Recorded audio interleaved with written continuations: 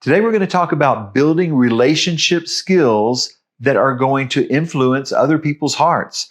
Again, if we're going to be people of impact, we need to intentionally spend time with people. And as we do that, we need to think about how we come across to them. Now, we don't want to do this to be people pleasers. We want to do this to be people relators. We want to relate to people, and we want them to sense the love of God in us and let God's Spirit working through us and flowing through us to influence them. But we have a part in that too. We need to get out of the Spirit's way, right? If we have the heart of Jesus and all the things we've been talking about up to this point, we will learn some skills that are going to help us to be more effective with people. So let's talk about one of these. This is learning to tell your testimony. There's a lot of discernment that goes on when we're trying to influence people. If I'm out prayer walking and I run into someone I've never met before and just say, hey, we're out praying for people. Can I pray for you today? And they say yes. I usually don't take up more than 3 minutes of their time unless I see that they are really interested and they are wanting to hear more. But I have to discern to know that.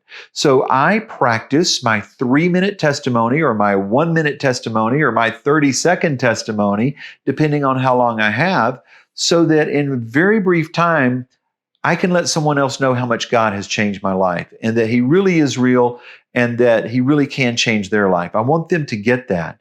I can also do like a gospel presentation in 3 minutes or less. That's important too, because if your testimony grabs someone's attention, they're like, wow, God can change my life. You do want to share the gospel with them as soon as possible, maybe even in that same conversation. Wouldn't that be great? So we need to make time for people in a busy schedule.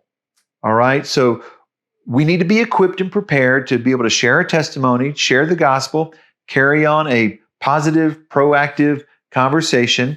And then we also need to make sure we're making time for those people. All right. Now, here's what I find about people who really love other people's souls and want to see them saved. All right. There's two kinds of people. One are people who tend to talk too much. All right. Now, I want you to identify yourself in one of these two. The other one is people who don't talk enough. All right. It's hard to find that balance. People who really have an evangelism gift, I found that most of them way over talk what they need to. I like when the first time I meet someone, I like to ask them questions and let them do more talking than me. That shows that I care about them. It's not just, I've got this message and you've got to hear it. It's, I care about you as a person. And I like to spend the first time I get a sit down talk with someone, maybe not on the street, but the first time I get a sit down talk with someone, I want to find out more about them. And I'm also listening because that might help shape how I present my testimony to them. I might emphasize one part of my testimony over another because now I know that might relate to them and they might make a connection with God.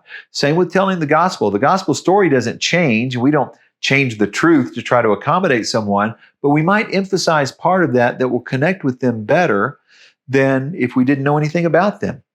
So knowing what your social turnoffs are is very important. If you're one that tends to talk too much, give too many details, run over people, interrupt people, or not give other people a chance to speak, let me strongly encourage you, get some help with that. Really work on this because the more you can draw other people out, the better. Now, let me talk to the introverts for a little bit, okay? Sometimes you don't say enough and you might miss an opportunity.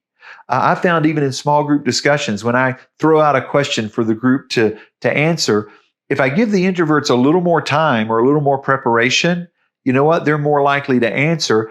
And the old saying that quiet rivers run deep, that's true. I think a lot of introverts have a lot of good things to say, but we don't hear most of those things because they are a little too shy or don't feel confident enough or for some reason are not speaking up.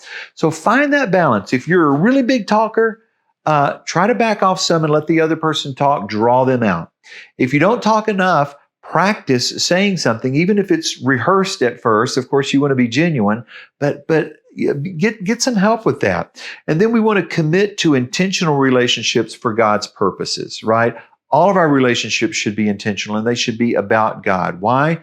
Because we want to be fruit bearers. And when we become fruit bearers, we know that God is working through us. So I encourage you to build relationships with people skills, the kind of skill sets that will make a difference.